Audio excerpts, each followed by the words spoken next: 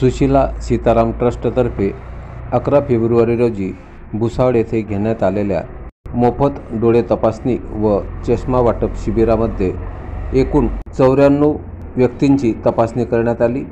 तसेच 70 व्यक्तींना चष्मा वाटप करण्यात आले। ज्यांना चष्मा मिळाला नाही त्यांना 17 फेब्रुवारी रोजी चष्मा देण्यात येणार आहे।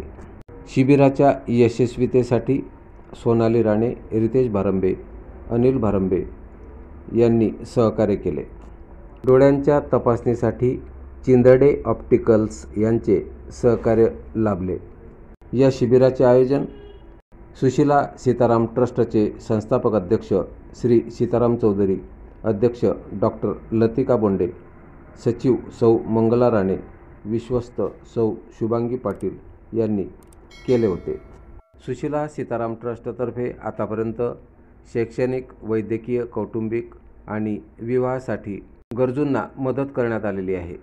शैक्षणिक कार्यासाठी 184 विद्यार्थ्यांना तर वैद्यकीय 22 रुग्णांना मदत करण्यात आली आहे।